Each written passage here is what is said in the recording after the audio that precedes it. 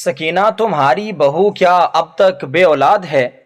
آج بانو بیچاری اپنی ساس کے ساتھ ان کی ایک رشتہ دار کے گھر آئی ہوئی تھی تو وہ رشتہ دار اس کے سامنے ہی اس کی ساس سے اس کی اولاد کے بارے میں پوچھنے لگی۔ یہ سن کر بانو کو بڑا دکھ ہوا، کیونکہ وہ اس عورت کا لہجہ سمجھ گئی تھی۔ وہ جان بوجھ کر ہی اس کے سامنے یہ سوال کر رہی تھی تاکہ اس سے نیچا دکھا سکے۔ اس عورت کی بات سے بانو کی آنکھوں میں نمی آ گئی، مگر اس نے یہ نمی اپنی ساس اور اس عورت دونوں سے ہی چھپا لی، کیونکہ وہ ان دونوں کے سامنے کمزور نہ پڑنا چاہتی تھی۔ اسے بار بار اپنے شوہر کی باتیں یاد آ رہی تھیں، جو ہر وقت دلاسا دیتا رہتا تھا کہ بانو، کسی کے سامنے ہمت نہیں ہارنی، چاہے لوگ کچھ بھی کہہ لیں مگر تم نے کمزور نہیں پڑنا۔ وہ یہی باتیں اپنے ذہن میں دہرا کر اپنے آنسو پی گئی۔ ارے بہن، ابھی نہیں ہوئی اس کے ہاں اولاد، میں کیا کروں؟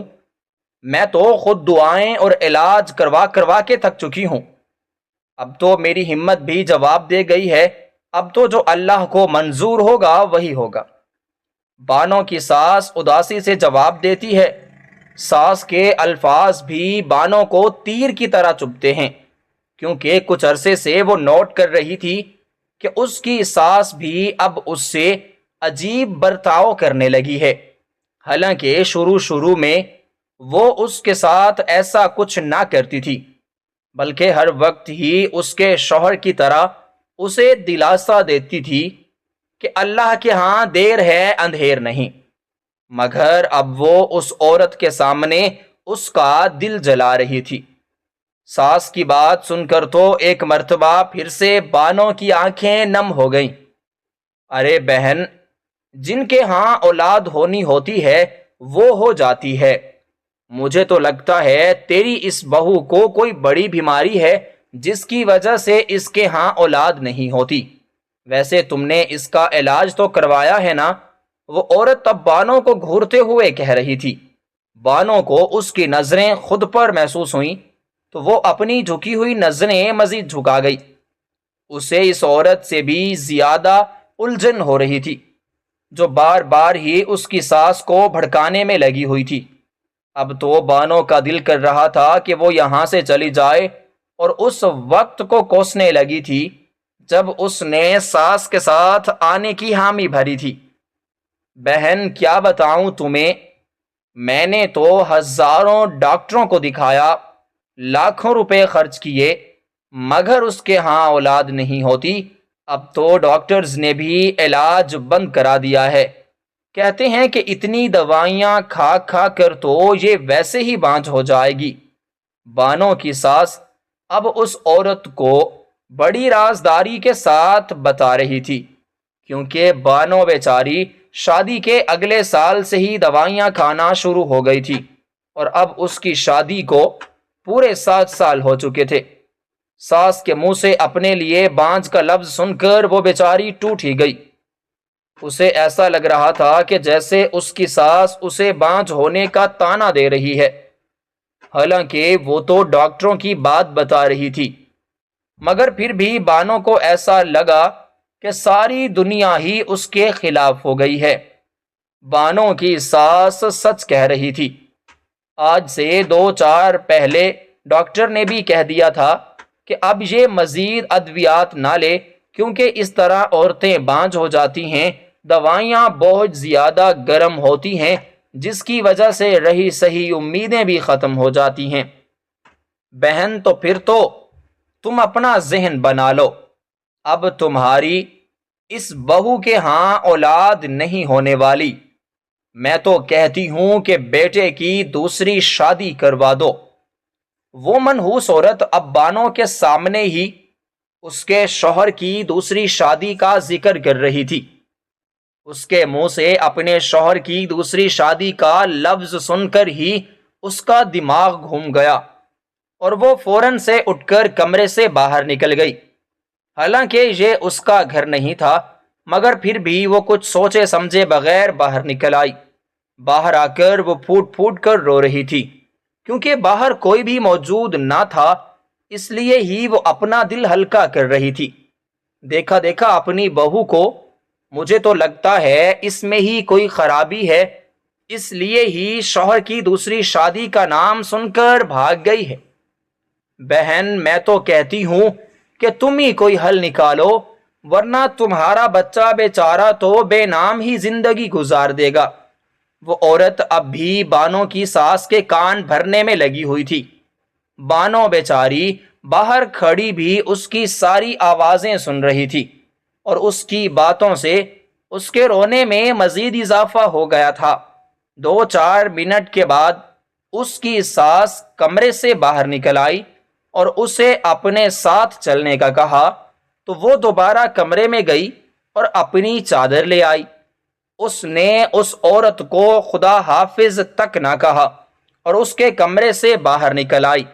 اب وہ دونوں ہی اس عورت کے گھر سے باہر نکل کر رکشے پر سوار ہو چکی تھیں۔ بانو سارا راستہ ہی روتی آئی تھی اور اس کی ساس کو اس کے رونے کی وجہ سے کوفت ہو رہی تھی۔ بس کر دو بانو، سائرہ بہن نے ایسا بھی کچھ نہیں کہا کہ تم آنسو بہا رہی ہو۔ اس نے جو ابھی کہا ہے وہ سچ ہی ہے، اور یہ ہم سب بھی جانتے ہیں، تو اس میں رونا دھونا مچانے کی کیا ضرورت ہے؟ بانو کی ساس رکشے پر بیٹھی بیٹھی ہی اسے سخت الفاظ میں سمجھانے لگی تھی۔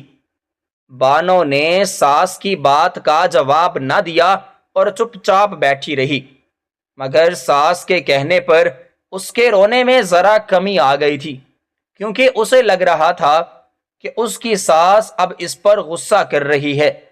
10-15 منٹ کے بعد وہ گھر پہنچ گئی۔ بانو کی ساس تو اپنی دوسری بہو کے ساتھ صحن میں بیٹھ گئی، مگر بانو بھاگ کر اپنے کمرے میں آئی اور دروازہ بھی بند کر دیا۔ وہ اب زمین پر بیٹھی گھٹنوں میں سر دیے آنسو بہا رہی تھی۔ اللہ جی، آخر میرا کیا قصور ہے؟ مگر یہ لوگ تو مجھے اب جینے ہی نہیں دے رہے، آپ ہی کچھ معجزہ دکھائیے۔ وہ اب اپنے رب سے ہم کلام تھی۔ وہ جب بھی اداس ہوتی تو یوں ہی خود کو کمرے میں بند کر لیتی اور اپنے اللہ سے باتیں کرنے لگتی، لیکن اب تک اس کی دعائیں قبول نہیں ہوئی تھیں۔ شاید اس کی آزمائش زیادہ لمبی تھی۔ کچھ دیر تو وہ وہیں آنسو بہاتی رہی، پھر خود کو مضبوط کر کے اٹھ کھڑی ہوئی اور باتھ روم میں گھس گئی، کیونکہ عصر کی نماز کا ٹائم ہو گیا تھا۔ تھوڑی دیر میں ہی وہ وضو کر کے باہر نکلی اور اپنے ہی کمرے میں نماز کی ادائیگی کرنے لگی۔ نماز ادا کرنے کے بعد بھی وہ جائے نماز سے نہ اٹھی، بلکہ وہیں پر بیٹھ کر گڑ گڑا کر خدا سے دعائیں مانگنے لگی۔ وہ بیچاری 5 نمازوں کے وقت ہی بچے کے لیے دعا کرتی تھی، مگر ابھی تک اس کی دعا نے قبولیت کا درجہ حاصل نہ کیا تھا۔ وہ تقریباً نماز کے آدھا گھنٹے بعد جائے نماز پر بیٹھی، نہ جانے اپنے رب سے کیا کیا باتیں کرتی رہی۔ جب سے اس کی شادی ہوئی تھی اور اس کے ساتھ یہ مسئلہ ہوا تھا تو وہ اپنے رب کے بہت قریب ہو گئی تھی۔ حالانکہ پہلے وہ اتنی نمازیں نہ پڑھتی تھی، مگر اب تو وہ کوئی نماز بھی نہ چھوڑتی تھی۔ پھر جائے نماز فولڈ کر کے وہ کمرے سے باہر نکل آئی۔ اب عصر کی نماز قضا ہو چکی تھی اور اس کی ساس اس کی دیورانی کے ساتھ بیٹھی سبزی کاٹ رہی تھی۔ وہ بھی ان دونوں کے ساتھ آ کر بیٹھ گئی، مگر سبزی نہ کاٹی، کیونکہ وہ دونوں تقریباً سبزی کاٹ ہی چکی تھیں۔ مہرانی، اب کیوں نکل آئی ہو؟ اب بھی سو جاؤ نا، یا پھر رات کے کھانے کے وقت ہی تشریف لے آنا، یہ تمہاری بڑی مہربانی ہوگی۔ جیسے ہی وہ وہاں پر بیٹھی تو اس کی ساس اسے تانے مارنے لگی۔ حالانکہ پہلے وہ اتنی زیادہ زہریلی نہ تھی، مگر 1-2 ماہ سے تو وہ بھی اب اسے تانے مارنے لگی تھی، کیونکہ اسے لگ رہا تھا کہ اب اس کی بہو کے ہاں اولاد نہیں ہوگی، اور پھر رشتہ دار عورتیں بھی اس کے کان بھر دیا کرتی تھیں، اور آج وہ کان بھرنے کی وجہ سے ہی ایسی کڑوی کسیلی باتیں کر رہی تھی۔ ساس کی بات سن کر تو اس کو حلق تک کڑوا ہو گیا۔ امی جان، یہ آپ کیسی باتیں کر رہی ہیں؟ میری طبیعت ٹھیک نہیں تھی، اس لیے ہی میں کمرے میں چلی گئی تھی، مگر اب بتائیں کیا کام ہے، میں کر دیتی ہوں۔ وہ بیچاری گیلی آواز کے ساتھ کہنے لگی، مگر اس کی ساس نے دوبارہ کوئی جواب نہ دیا اور رخ پھیر کے بیٹھ گئی۔ اب اسے اپنی ساس کا چہرہ نظر نہ آ رہا تھا، مگر اس کی دیورانی اسی کی طرف ہی دیکھ رہی تھی۔ وہ اسے آنکھوں ہی آنکھوں میں چپ رہنے کا کہہ رہی تھی۔ وہ ایک اچھی عورت تھی اور اسے بانو کے ساتھ ہمدردی تھی۔ وہ بانو سے عمر میں کچھ کم تھی، اسی لیے ہی اس کی بڑی عزت کرتی تھی۔ وہ ویسے بھی ایک سلجھے ہوئے خاندان کی تھی، اسی لیے ہی آج تک کبھی بانو کو بے اولادی کے طعنے نہ دیے تھے۔ حالانکہ اس کے اپنے 2 بیٹے اور 1 بیٹی تھی، مگر پھر بھی اس نے کبھی بھی بانو کو یہ نہ جتایا کہ اس کے ہاں اولاد نہیں ہے۔ اب اس کی ساس وہاں سے اٹھ کر جا چکی تھی۔ وہ دونوں ہی وہیں پر بیٹھی دکھ سکھ کرنے لگی تھی۔ بانو نے اسی رشتہ دار عورت کی ساری باتیں بتائیں تو وہ بھی توبہ توبہ کرنے لگی، کیونکہ یہ باتیں ہی ایسی تھیں کہ کسی کا بھی دل کٹ جائے تو پھر بانو بیچاری کا کیا قصور تھا۔ اب وہ دونوں اٹھ کر کچن میں آ گئیں اور مل کر کھانا بنانے لگیں۔ بانو نے اب خود کو کچھ سنبھال لیا تھا، کیونکہ اس کے شوہر کے آنے کا وقت ہو گیا تھا، اور اس کے شوہر کو یہ بالکل بھی منظور نہ تھا کہ وہ اداس ہو۔ وہ ہر وقت اسے سمجھاتا رہتا کہ بانو، اداسی چھوڑو اور اپنی زندگی کو کھل کر جیو۔ اگر اللہ کو منظور ہوا تو ہمارے ہاں اولاد ہو جائے گی، اگر نہ بھی ہوئی تو کوئی مسئلہ نہیں ہے، میں خدا کی مرضی پر راضی ہوں۔ بانو اپنے شوہر کی وجہ سے بہت زیادہ خوش رہتی تھی، مگر کبھی کبھی لوگ اسے طعنے مارتے تو وہ بیچاری اداس ہو جاتی تھی۔ اچانک سے دروازے پر دستک ہوئی تو بانو بھاگ کر گئی۔ وہ جانتی تھی یہ اس کے شوہر کے آنے کا وقت ہے، کیونکہ اس کا دیور تو 10-15 منٹ پہلے ہی آ گیا تھا۔ جیسے ہی بانو نے دروازہ کھولا تو باہر اس کا شوہر مسکراتا چہرہ لیے کھڑا تھا۔ اس کے ہاتھ میں ایک تھیلا بھی تھا، جس میں اس نے بانو کے لیے نئے کپڑے لیے ہوئے تھے۔ اس کا شوہر واقعی میں اس سے بڑا پیار کرتا تھا، اور وہ دوسرے مردوں سے بہت مختلف تھا۔ اس نے آج تک اپنی بیوی کو بے اولادی کا طعنہ نہ مارا تھا۔ وہ اندر آ گیا اور آتے ساتھ ہی وہ تھیلا بانو کو تھما دیا۔ بانو 1 منٹ میں ہی سمجھ گئی کہ اس میں بلیک کلر کا ڈریس ہوگا، کیونکہ وہ کتنے دنوں سے کہہ رہی تھی کہ اسے کالے رنگ کا سوٹ لینا ہے۔ اس کا شوہر صحن میں ہی اپنی ماں کے ساتھ بیٹھ گیا اور وہ اندر شاپر رکھنے کے لیے چلی گئی۔ جب باہر آئی تو ساس کے منہ سے کڑوی کسیلی بات سن کر اسے بہت دکھ ہوا۔ وہ اپنے بیٹے سے کہہ رہی تھی کہ کیوں اس بانجھ پر وقت ضائع کر رہے ہو، اب تم دوسری شادی کر لو۔ مگر شوہر کا جواب سن کر تو بانو کا دل باغ باغ ہو گیا تھا۔ اس نے اپنی ماں کو 2 ٹوک انداز میں کہہ دیا تھا کہ اماں، میں زندگی بھر دوسری شادی نہیں کروں گا۔ اگر اللہ تعالیٰ نے مجھے اولاد دینی ہوگی تو بانو کے ذریعے سے ہی دے دے گا۔ جیسے ہی بانو وہاں پر آئی تو اس کی ساس بھی خاموش ہو گئی، ورنہ وہ ایک اور بات کہنے والی تھی۔ اب بانو کی ساس عجیب نظروں سے اسے گھور رہی تھی۔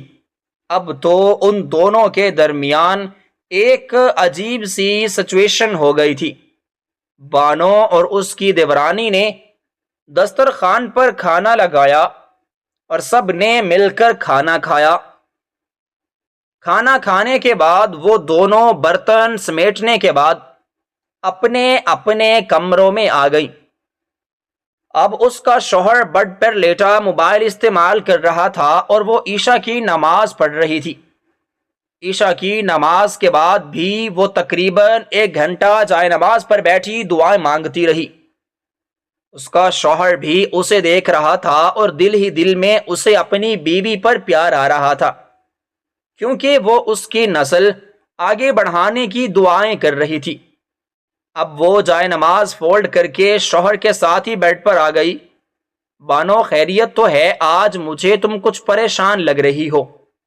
اس کے شوہر نے اس کا ہاتھ اپنے ہاتھوں میں لیتے ہوئے کہا تو اس کی آنکھوں سے آنسو نکل پڑے، کیونکہ اب تک تو وہ خود پر کنٹرول کیے ہوئے تھی، مگر شوہر کی ہمدردی پر تو وہ بے قابو ہو گئی۔ سچ ہی کہتے ہیں کہ جب کوئی ہمدردی کرنے والا مل جائے تو انسان اپنا سارا دکھ اس کے سامنے نکال بیٹھتا ہے، چاہے وہ کتنے ٹائم سے ہی اسے اپنے دل میں چھپائے بیٹھا ہو۔ اس کے آنسوؤں کو دیکھ کر تو اس کا شوہر اور بھی زیادہ پریشان ہو گیا۔ بانو مجھے بتاؤ کیا ہوا ہے؟ کیا پھر کسی نے تمہیں بے اولادی کا طعنہ دیا ہے؟ وہ سیدھا اولاد والی بات پر آیا تھا، کیونکہ وہ جانتا تھا اس کے علاوہ بانو کی زندگی میں اور کوئی دکھ نہیں ہے۔ بانو نے کوئی جواب نہ دیا اور خشبوشی سے اس بات میں سر ہلا دیا تو اس کے شوہر کا شک یقین میں بدل گیا۔ بانو تم کیوں رو رہی ہو؟ دو لوگوں کی باتیں ہمیں اس سے کیا؟ ہم اپنی زندگی میں خوش ہیں، لوگوں کا کام تو صرف باتیں کرنا ہے اور وہ کر رہے ہیں، تم کیوں اپنی جان جلاتی ہو؟ اس کا شوہر اب اسے سمجھانے لگا تھا۔ وہ بیچارہ ہر وقت ہی اسے سمجھاتا رہتا تھا۔ شوہر کی باتوں سے بانو کو بھی کچھ دلاسا ہوا اور وہ خاموش ہو گئی۔ اب وہ دونوں بیڈ پر لیٹ گئے، کیونکہ رات کافی ہو چکی تھی۔ اس کا شوہر تو 2 منٹ میں ہی خراٹے لینے لگا، کیونکہ وہ بیچارہ سارا دن کا تھکا ہارا آیا تھا۔ لیکن بانو اب بھی جاگ رہی تھی، اسے نیند نہ آ رہی تھی۔ اسے بار بار اپنی ساس کی اور اس عورت کی باتیں یاد آ رہی تھیں جنہوں نے اس کی دوسری شادی کا ذکر کیا تھا، مگر پھر بانو کو اپنے شوہر کی بات یاد آئی تو وہ خود بخود مسکرا کر رہ گئی۔ یہی سوچتے سوچتے نیند کی دیوی اس پر مہربان ہوئی اور وہ نیند کی وادیوں میں کھو گئی۔ صبح سویرے ہی وہ اٹھ گئی، کیونکہ وہ فجر کی نماز باقاعدگی سے ادا کرتی تھی۔ فجر کی نماز ادا کرنے کے بعد وہ صحن کا جھاڑو دینے کے لیے باہر نکل آئی۔ اس کی دیورانی بھی اٹھ چکی تھی، مگر ابھی تک اس کی ساس کمرے سے باہر نہ نکلی تھی۔ اس کی دیورانی نے اسے بتایا کہ آج ان کی نند نے ان کے گھر رہنے کے لیے آنا ہے، اس لیے ہی انہیں جلدی کام ختم کر کے 2-4 ڈشز بھی بنانی ہیں۔ بانو یہ بات سنتے ہی جلدی جلدی کام کرنے لگی۔ حالانکہ ابھی صبح کا وقت تھا، مگر پھر بھی وہ اتنی جلدی ہاتھ چلا رہی تھی جیسے بہت دیر ہو گئی ہو۔ وہ بیچاری واقعی میں ایک اچھی عورت تھی، ہر وقت ہی گھر کے کاموں میں مصروف رہتی تھی اور گھر کے لوگوں کو بھی اس سے اولاد کے نہ ہونے کے علاوہ اور کوئی شکایت نہ تھی۔ وہ سارا کام وقت پر کرتی، اپنے شوہر کو بھی خوش رکھا ہوا تھا، مگر یہ بے اولادی کا مسئلہ اسے ہر وقت ہی سب کے سامنے شرمندہ کر دیتا۔ حالانکہ اس سب میں اس کا کوئی قصور نہ تھا، بلکہ یہ تو اللہ تعالیٰ کی طرف سے تھا، مگر لوگ کہاں سمجھتے تھے۔ اب صبح کے 8 بج رہے تھے، اس کی دیورانی اور وہ سارا کام ختم کر چکی تھیں۔ اب وہ دونوں مل کر کچن میں ناشتہ بنا رہی تھیں۔ وہیں پر ان کی ساس آئی اور انہیں ایک لمبی لسٹ تھما کر چلی گئیں۔ ناشتہ بنانے کے بعد وہ بیچاری اپنے کمروں میں آرام کرنے کے لیے نہ گئیں اور اسی وقت ہی کھانا بنانا شروع کر دیا۔ حالانکہ اس کی نند نے دوپہر کو آنا تھا، مگر اس کی ساس نہ چاہتی تھی کہ اس کی بیٹی یہاں آ کر بھی کوئی کام کرے، اس لیے وہ سارے کام پہلے ہی ہم لوگوں سے ختم کرانا چاہتی تھی۔ دوپہر کے قریب ہی ان کا کام ختم ہوا اور وہ بیچاری اپنے اپنے کمروں میں چلی گئیں۔ جاتے ساتھ ہی اس نے ظہر کی نماز ادا کی اور پھر ایک شور پر باہر نکل آئی۔ اب اس کی ننند اپنے 4 بچوں کے ساتھ اس کے گھر آ چکی تھی۔ ننند کے بچوں کو دیکھ کر تو اس کی آنکھوں سے آنسو نکل آئے۔ وہ حسد نہ کر رہی تھی، بلکہ اس کے دل میں بس ایک حسرت ہی تھی جو آنسوؤں کی صورت میں باہر نکل رہی تھی۔ پھر اس نے اپنے دوپٹے کے پلو سے اپنے آنسو صاف کیے اور ساس کے کمرے میں آ گئی، کیونکہ وہیں سے ہی سب گھر والوں کی آوازیں آ رہی تھیں۔ جب وہ اپنی ننند سے ملی تو وہ بھی عجیب نظروں سے اسے دیکھنے لگی۔ ننند کو ملنے کے بعد وہ بھی وہیں پر بیٹھ گئی۔ بانو نے ننند کے چھوٹے بیٹے کو بھی اپنی گود میں لے رکھا تھا۔ وہ اسے بہت پیار کر رہی تھی۔ اس کے دل کے ارمان باہر نکل رہے تھے، جنہیں وہ اپنے دوپٹے کے پلو سے صاف کر رہی تھی۔ جب خود پر قابو پانا مشکل ہو گیا تو وہ کام کا بہانہ کر کے کمرے سے باہر نکل آئی، مگر وہ کچن میں نہ گئی، بلکہ اپنے کمرے میں آ کر پھوٹ پھوٹ کر رونے لگی، کیونکہ وہ سمجھ رہی تھی کہ اس کا شوہر یہاں پر موجود نہیں ہے، لیکن اس کا شوہر تو باتھ روم میں تھا، اسی لیے ہی اس کے رونے کی آوازیں سن لیں۔ جب وہ باہر آیا تو بانو گھبرا گئی، حالانکہ اس کے شوہر نے آج تک اسے کوئی طعنہ نہ دیا تھا، مگر پھر بھی اسے عجیب سا محسوس ہو رہا تھا۔ شوہر کو دیکھتے ہی وہ جلدی سے اپنے ہاتھوں سے اپنی آنکھیں رگڑنے لگی۔ اس کا شوہر اس کے پاس آیا اور اسے دونوں کندھوں سے تھام لیا۔ بانو، کیا ہو گیا ہے تمہیں؟ اگر تم ایسا کرو گی تو میری ہمت بھی جواب دے جائے گی۔ میں نے تمہیں کئی مرتبہ سمجھایا ہے کہ یوں آنسو نہ بہایا کرو، اس سے کوئی فائدہ نہیں ہونے والا، لیکن تم تو میری کوئی بات سمجھتی ہی نہیں۔ اس کا شوہر بھی اس بار اس پر ذرا سختی کرنے لگا، اسے سختی کے ساتھ سمجھانے لگا تھا، کیونکہ وہ بھی اسے سمجھا کر تھک چکا تھا۔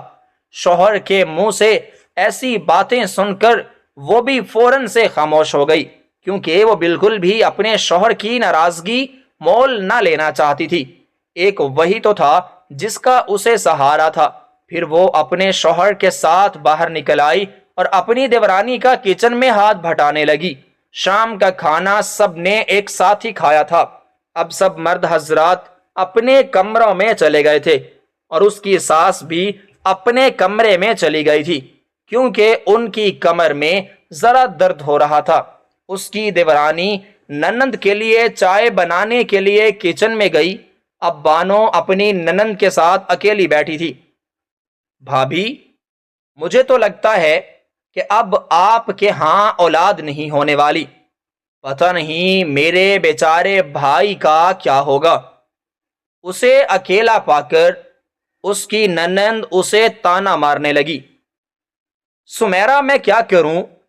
اس میں میرا تو کوئی قصور نہیں ہے، بلکہ یہ تو اللہ تعالیٰ کی مرضی ہے۔ وہ بھی خود کو مضبوط کر کے اپنی ننند کو جواب دینے لگی، کیونکہ شوہر کی باتیں اب اس کے ذہن میں سارا دن گردش کر رہی تھی۔ بھابھی کے منہ سے ایسی بات سن کر تو وہ بھی چپ کر کے بیٹھ گئی، کیونکہ آج سے پہلے بانو نے کبھی جواب نہ دیا تھا، مگر آج زندگی میں پہلی مرتبہ اس نے اپنی ننند کو جواب دیا، جس کی وجہ سے اس کی ننند کی بولتی ہی بند ہو گئی۔ لیکن تھوڑی دیر بعد وہ پھر سے بول اٹھی۔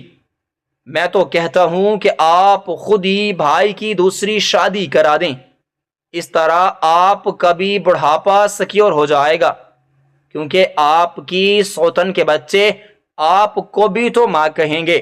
اس طرح آپ کا مسئلہ بھی حل اور میرے بھائی بیچارے کی بھی نسل چل نکلے گی۔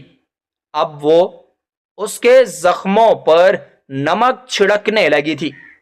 ننند کے منہ سے ایسی باتوں کو سن کر تو اس کا دماغ ہی گھوم کے رہ گیا۔ وہ کیسے اسے اپنے شوہر کی شادی کرانے کا مشورہ دے سکتی تھی؟ اس بار بانو بیچاری ہمت ہی ہار گئی اور اس کی آنکھوں سے بھل بھل آنسو نکلنے لگے۔ بھابھی کی آنکھوں سے آنسو نکلتے دیکھ کر تو اس کی ننند منہ بنا کر بہہ گئی۔ جیسے ظاہر کر رہی ہو کہ ساری غلطی بانوں کی ہی ہے، حالانکہ یہ تو اللہ تعالیٰ کی مرضی کے فیصلے تھے، اسی لیے وہ بیچاری اب تک بے اولاد تھی۔ بھابھی اب آپ خود دیکھیں، میری اور چھوٹے بھیا کی شادی بھی آپ سے بعد ہی ہوئی تھی، مگر ہمارے بچے ہو گئے، اور آپ کی کزنز جن کی شادی آپ سے بعد میں ہوئی تھی ان کے بھی بچے ہو گئے، سوائے آپ کے سب ہی صاحب اولاد ہیں۔ وہ اب اسے دوسروں کی اولاد ہونے کا تانا مار رہی تھی۔ بے شک وہ سچ کہہ رہی تھی، مگر بانو کو اس کے الفاظ تیر کی طرح چبھنے لگے۔ وہ اب وہاں سے اٹھ کر اپنے کمرے میں آ گئی، کیونکہ اب اس سے اپنی ننند کے طعنے برداشت نہ ہو رہے تھے۔ اس کی ننند مزید 3 روز ان کے گھر رہی، اور ان 3 دنوں میں وہ ہر وقت بانو کو طعنے مارتی رہی، اور وہ بھی اپنی ماں کے ساتھ مل کر۔ آج ہی وہ اپنے گھر کے لیے رخصت ہوئی تو بانو نے سکھ کا سانس لیا، کیونکہ وہ اس کے طعنے سن سن کر تھک چکی تھی۔ اب تو وہ بیچاری ذہنی مریضہ بنتی جا رہی تھی۔ وہ ہر وقت ہی کمرے میں آنسو بہاتی رہتی۔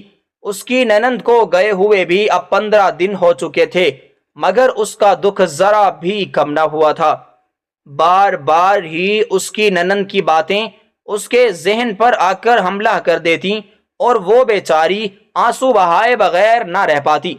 اس کی ساس بھی آئے روز اپنے بیٹے سے جھگڑنے لگی تھی کہ دوسری شادی کر لو، مگر وہ اپنی بیوی سے سچی محبت کرتا تھا، اس لیے ہی آج تک اس نے دوسری شادی نہ کی۔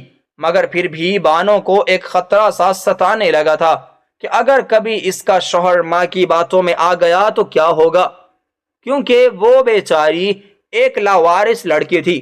اس کی شادی کے بعد ہی اس کے ماں باپ دونوں ایک ایک کر کے اس دنیا سے رخصت ہو چکے تھے، اور اس کا اب اس دنیا میں کوئی نہ تھا سوائے ماں باپ کے گھر کے۔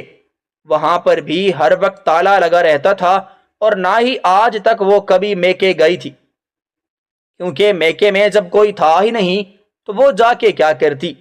اب وہ بیچاری بالکل ہی اکیلی ہو کر رہ گئی تھی۔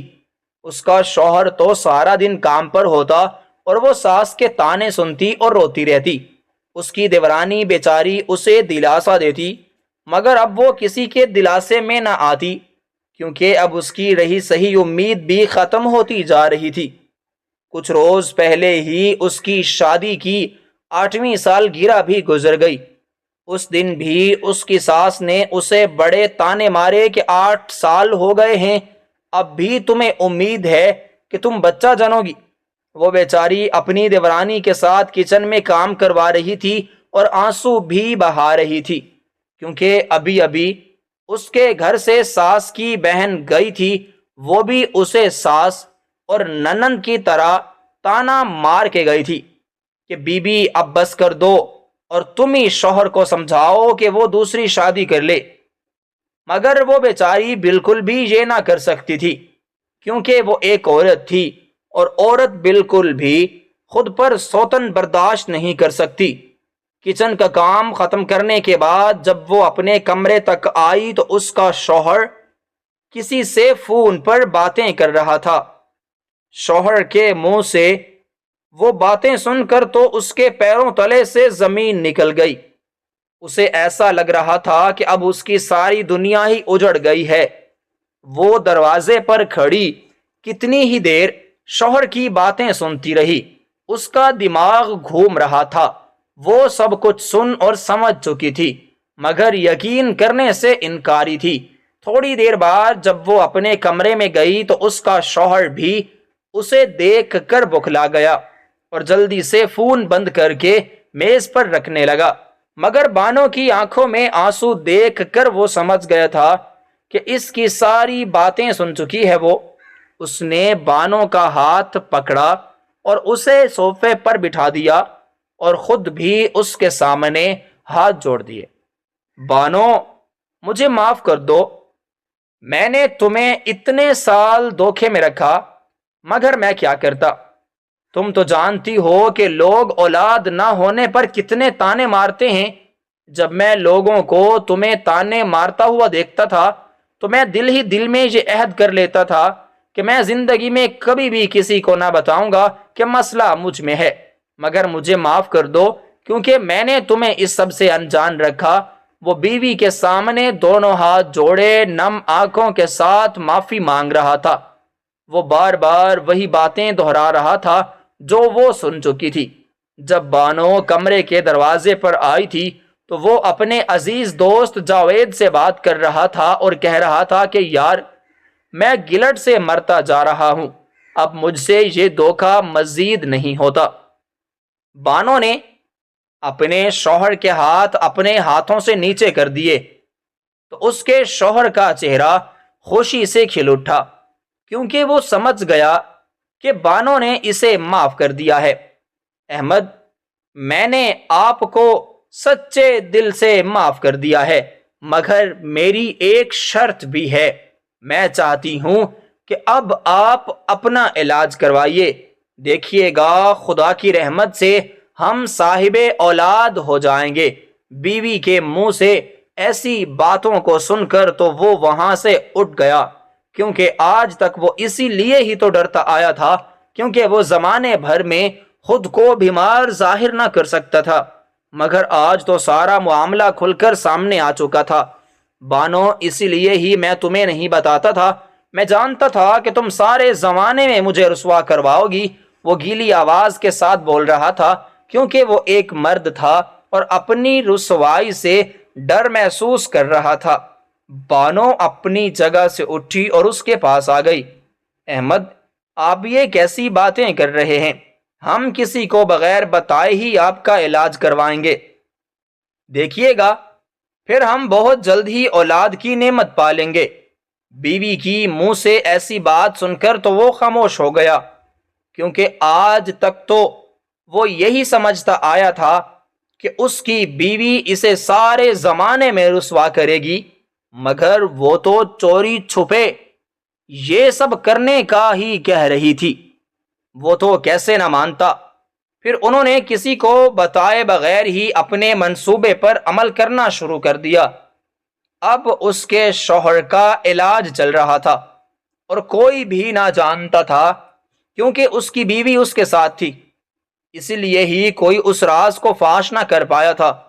اس کے علاج کو اب 5 ماہ ہو گئے اور 6 ماہ میں ہی بانو نے خوشخبری سنا دی۔ سب خوش ہو رہے تھے، کسی کو بھی یقین نہ آ رہا تھا۔ پھر اب یہ سب کچھ ہو چکا تھا اور اس کے شوہر کا پردہ بھی قائم تھا۔ 9 ماہ بعد بانو نے ایک صحت مند بیٹے کو جنم دیا۔ اس کی ساس تو خوشی سے نہال ہوئی جا رہی تھی۔ وہ بار بار ہی بانو کو پیار کرنے کے لیے پہنچ جاتی۔ 2-3 دن ہسپتال رہنے کے بعد وہ اب گھر آ چکے تھے۔ سبھی بہت زیادہ خوش تھے۔ سب سے زیادہ خوش تو بانو تھی، کیونکہ اس نے 8 سال پورے بے اولادی کے تانے سنے تھے، مگر اب سب کچھ بدل چکا تھا۔